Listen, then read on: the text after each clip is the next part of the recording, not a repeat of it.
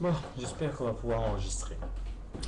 Alors, ça, c'est un message, c'est ce que j'ai écrit quand j'avais été bouleversé par le 11 septembre. Donc, le titre, c'est Ils l'ont fait. Quelle puissance de destruction peut avoir une suite d'idées? Ne parlons pas du respect des architectes exceptionnels qui ont pensé les immeubles de ces hauteurs, ou tous ceux qui ont travaillé sur ces chefs-d'œuvre que sont ces avions de ligne. Il ne peut pas y avoir le respect de la matière puisqu'il n'y a plus le respect de la vie. Car qu'ils soient hommes, femmes ou enfants, du fait qu'ils ne sont pas islamiques, ils ne font pas partie de la race humaine. Mais au nom de quelle idéologie, dans quel recoin du cerveau ou de ses cellules on peut aller chercher une envie de détruire à ce point? Pendant tout le temps où ces gens, où cet homme organisé met en œuvre, peaufine chaque détail, il n'a pas de rage de dents, de crise intestinale, qui lui montrerait que la douleur fait mal et que celle qu'il va infliger va le blesser et le tuer, sûrement en retour. Et au nom de quel Dieu peut-on avoir envie d'aller anéantir ces personnes qui font partie de cette race si belle?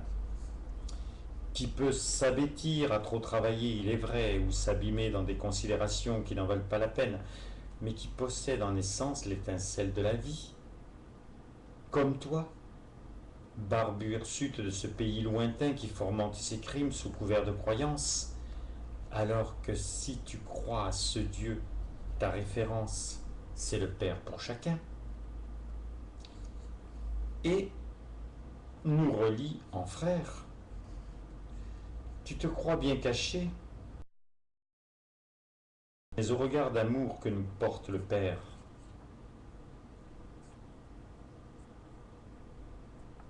ça a sauté 2 fois, peut-être ça sera 3. Tu te crois bien caché à toute une multitude, mais au regard d'amour que nous porte le Père, rien ne peut être scellé. Et l'atome constituant les perles de rosée, les corolles embaumées et l'éclair laiteux a dû se révéler en puissance de feu. Les lois de la matière ont dû s'exécuter. Et ces grands oiseaux blancs, pacifiques et serviables, qui tracent leurs nuages dans les azurs d'été, à la même vitesse, sans vide devant leur nez, ont trouvé sur ton ordre les maisons de ce siècle, perceuses de nuées, abritant dans leurs verres les cerveaux affinés, de jeunes trop zélés pour des affaires en or, qu'ils font avec l'argent. Bien sûr, c'est critiquable, ils savent faire cela et toi, que sais-tu faire? Ils étaient des pères, ils aimaient leurs femmes. Enchevêtrés maintenant dans des carcasses informes, leur site internet ne vaut plus grand-chose. Mais tu es père aussi. Ta croyance est si tordue que tu peux croire que ton fils va être fou de joie quand tu vas être criblé de balles.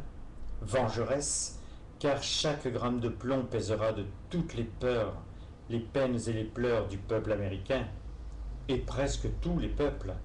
Et si tu es croyant, tu sais que sur la terre, Dieu sait ce qu'il s'y fait, et qu'il a permis ton entreprise, peut-être pour une union de tous les pays du monde, peut-être car 100 fois plus destructeur tu voulais encore agir et détruire, avec des armes d'apocalypse, plus subtiles encore, car tu ne serais pas gêné que des milliers d'enfants se tordent de douleur, car dans une eau limpide, la même pour toi ou cet Américain que tu haïs, tu vas instiller insidieusement la bactérie mortelle qui à coup sûr engendrera les désastres planifiés.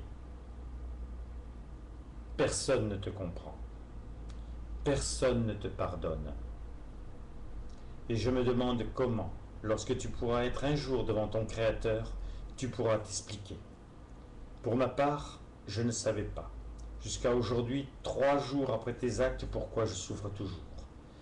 Je viens de comprendre, et je me sens comme cette tour, elle faite d'acier, de béton et de verre. Mais je suis comme elle, debout, et tout ce qui est vivant et droit a reçu tes avions, dans leur chair. Je ne vais sûrement pas m'effondrer, mais à la hauteur du cœur ou 2 tiers de ma hauteur, une blessure est ouverte. Et je veux faire partie de ce siècle, dans ce siècle, de ceux qui en garderont la cicatrice. Voilà, c'est signé de moi, Roland Billotte. Mais je pense que ça n'a pas marché, parce que là je vois que